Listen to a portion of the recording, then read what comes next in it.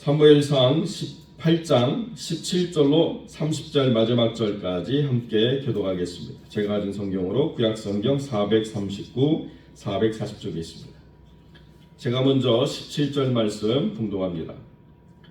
사울이 다윗에게 이르되 내 맏딸 메랍을 내게 아내로 주리니 오직 너는 나를 위하여 용기를 내어 여호와의 싸움을 싸우라 하니 이는 그가 생각하기를 내 손을 그에게 대지 않고 블레셋 사람들의 손을 그에게 대게 하리라 함이라. 사울에게 이르되 내가 누구며 이스라엘 중에서 내 친구가 내 아버지의 집이 무엇이니 내가 왕의 사위가 되리까 하였다. 사울의 딸 메랍을 다윗에게 줄 시기에 무홀랏 사람 아드리엘에게 아내로 주었더라. 사울의 딸 미갈이 다윗을 사랑하며 어떤 사람이 사울에게 알린지라 사울이 그 일을 좋게 여겨 스스로 이르되 내가 딸을 그에게 주어서 그에게 올무가 되게 하고 블레셋 사람들의 손으로 그를 치게 하리라 하고 이에 사울이 다윗에게 이르되 내가 오늘 다시 내 사위가 되리라 하니라. 사울이 그의 신하들에게 명령하되 너희는 다윗에게 비밀이 말하여 이르기를 보라 왕이 너를 기뻐하시고 모든 신하도 너를 사랑하니 그런즉 내가 왕의 사위가 되는 것이 가하니라. 사울의 신하들이 이 말을 다윗의 귀에 전하매 다윗이 이르되 왕의 사위가 되는 것을 너희는 작은 일로 보느냐 나는 가난하고 천한 사람이라 한지라. 사울의 신하들이 사울에게 이르되 다윗이 이러이러하게 말하더이다 하니 사울이 이르되 너희는 다윗에게 이같이 말하기를 왕이 아무것도 원하지 아니하고 다만 왕의 원수의 보복으로 블레셋 사람들의 포피 100개를 원하신다 하라 하였으니 이는 사울의 생각에 다윗을 블레셋 사람들의 손에 죽게 하리라 함이라. 사울의 신하들이 이 말을 다윗에게 아뢰매 다윗이 왕의 사위 되는 것을 좋게 여김으로 결혼할 날이 차기 전에 다윗이 일어나서 그의 부하들과 함께 가서 블레셋 사람 200명을 죽이고 그들의 포피를 가져다가 수대로 왕께 드려 왕의 사위가 되고자 하니 사울이 그의 딸 미갈을 다윗에게 아내로 주었더라. 여호와께서 다윗과 함께 계심을 사울이 보고 알았고 사울의 딸 미갈도 그를 사랑하며 사울이 다윗을 더욱더욱 두려워하여 평생에 다윗의 대적이 되니라. 블레셋 사람들의 방백이 싸우러 나오면 그들이 나올 때마다 다윗이 사울의 모든 신하보다 더 지혜롭게 행하며 이에 그의 이름이 심히 귀하게 되니라. 아멘. 오늘 본문의 말씀을 가지고 여호와의 싸움을 싸우라는 제목으로의 말씀을 함께 나누겠습니다. 오늘 본문은 사울이 자기의 딸 메랍과 미갈을 가지고 다윗을 블레셋 사람들의 손에 죽게 하는 도구로 그렇게 계획하는 내용들을 담고 있습니다. 딸을 사위로 준다라고 이렇게 이야기하면 다윗이라고 하는 사람이 그 높아짐에 현혹되어 가지고 열심으로 블레셋과 싸우다가 어느 한순간 블레셋 사람들에 의해서 죽음을 당할 것이다. 전쟁터라고 하는 그 참혹한 자리에서 결코 생명을 건질 수 없을 것이다 라고 생각해 가지고 그렇게 했는데 메랍을 그 아내로 얻고자 하는 마음은 1도 없고 오히려 열심으로 나가서 전쟁을 싸우는 일들은 최선을 다했다. 정작 딸을 사위로 맞아들일 시기에 무홀랏 사람 아드리엘에게 메랍을 딸을 아내로 줌으로써 자기 스스로가 그 언약을 파기하고도 아무런 자책이나 생각이 없는 거죠. 사위로 맡고 싶은 마음이 1도 없고 다만 다윗을 어떻게든지 내 손이 아니라 블레셋 사람의 손에 의해 죽게 하고 나는 의로운 자라고 하는 이름을 계속 가지려고 하는 의도만 있으니까 그러니까 또 미갈이 다윗을 사랑하는 마음을 듣고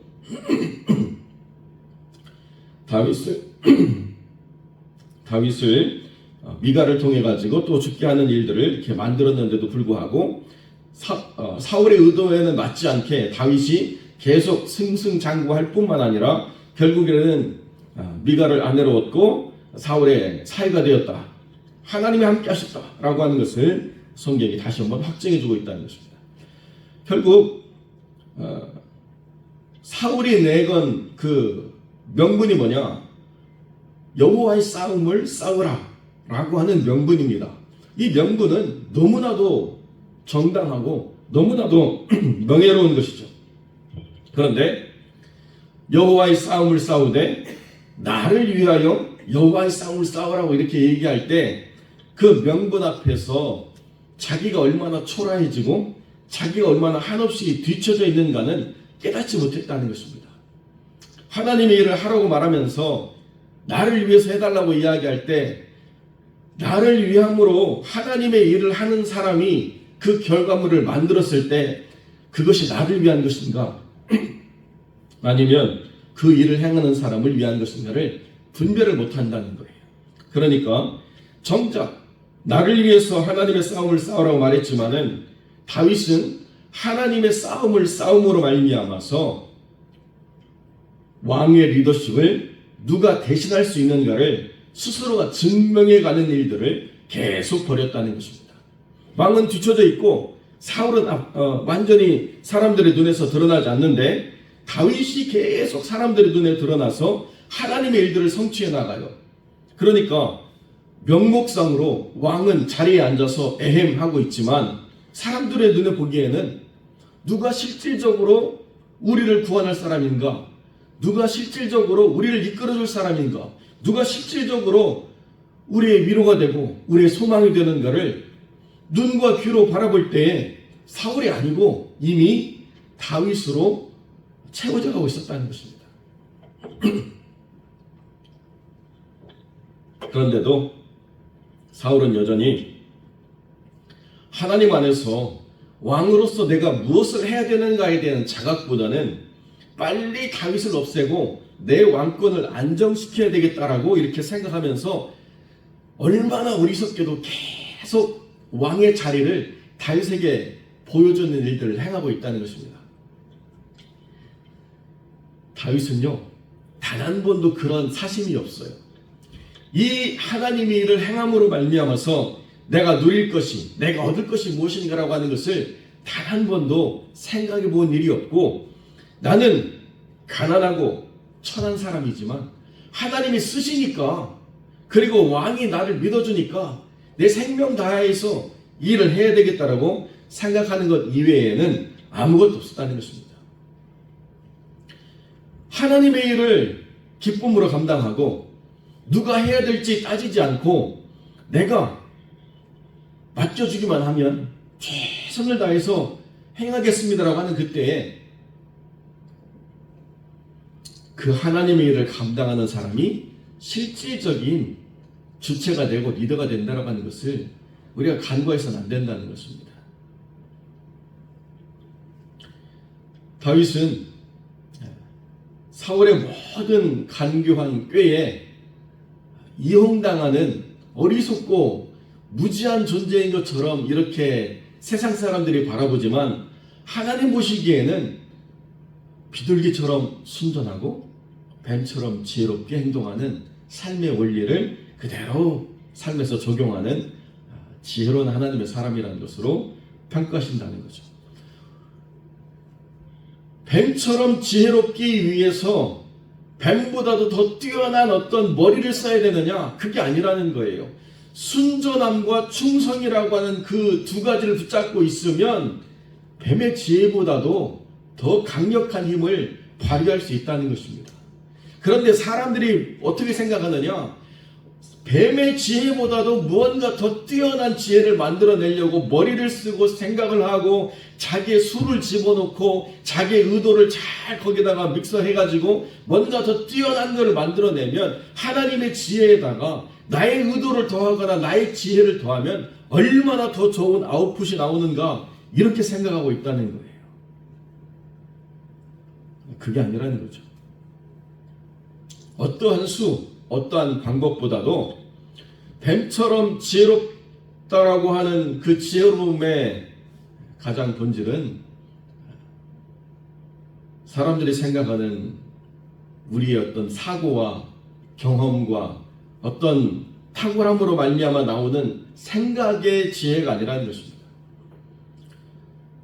지혜롭기 위해서 뱀을 들었지만은 그러나 뱀이 되라고 말씀하시는 게 아니고 지혜를 따르라고 이렇게 말씀하실 때 우리가 말하는 지혜는 하나님을 경외하는 것이 근본이라고 이야기하고 있습니다. 하나님을 경외하고 하나님께 충성된 마음으로 하나님의 뜻을 성취하려고 하면 우리의 모든 삶이 하나님의 뜻 안에서 어떤 사람의 지혜보다도 더 뛰어나게 이루어진다는 거죠. 다윗이 어떠한 사울의 신하보다도 더 지혜롭게 행했다. 왜 그런가? 하나님의 싸움을 충성되이 싸우고 다른 어떤 사적인 생각이나 의도를 집어넣지 않았기 때문에 그러니까 지혜롭게 행할 수 있는 거예요. 다른 어떤 목적이나 의도나 계획이 있으면 지혜롭게 될 수가 없습니다. 그런데 다윗은 그런 것들에 대해서 조금도 사람의 생각을 집어넣지 않았다는 거죠. 사울은 블레셋 사람들의 그 시체로부터 모욕주기를 해가지고 표피를 잘라와서 그렇게 사유될 수 있는 자격을 얻으라고 이야기할 때 100개를 이야기했는데요. 다윗이 200개나 가져와서 자기 증명을 해버렸습니다. 사울이 거기에 변명도 할 수 없게 아예 열심을 다해서 할 수 있는 최선을 다했다는 거죠. 그리고 사울의 생각에는 그렇기 때문에 다윗은 평생 블레셋 사람들이 미워하는 원수가 되겠구나라고 생각했는데 정작 누가 평생 대적이 되느냐? 자기가 됐어요. 자기가. 사울이 다윗을 더욱더욱 두려워하여 평생에 다윗의 대적이 됐다. 오히려 블레셋 사람들은요, 기회가 주어지니까 어떻게든지 다윗을 자기의 신하로 삼으려고 애를 썼지 않습니까? 그러니까 사울의 생각대로는 하나도 되어지지 않았다는 거예요. 어떻게 보면 그게 가장 지혜롭고 가장 교묘하고 가장 잘 짜여진 함정이 되어가지고 다윗이 거기로 주저함없이 들어가서 이제는 다윗의 인생이 끝나겠구나라고 생각했겠지만 웬걸 하나도 걸리지 않았다는 거예요. 하나도 상하지 않았다는 것입니다. 하나도 문제가 되지 않았다는 거예요. 하나님의 손이, 하나님의 능력이 다윗과 함께 하니까요. 사람이 만들어온 올무나 함정이라고 하는 건 아무런 효력을 발휘하지 않았다는 거죠. 이것이 충성된 자의 하나님 주시는 은혜라는 것입니다. 우리가 하나님께 온전한 충성을 드리지 못하는 이유가 뭐냐? 자꾸 그렇게 하다가 무언가 예측 불가능한 어떤 상황 때문에 우리가 상하고 다치고 아프고 부족하고 망하고 어떤 우리가 감당할 수 없는 일이 일어날까봐 못한다는 거예요. 여러분, 그런데요, 그런 일이 일어날 일도 없거니와 그런 일이 일어나는 사람은요, 정말 하나님이 신뢰하는 사람에게만 일어나는 것 같아요.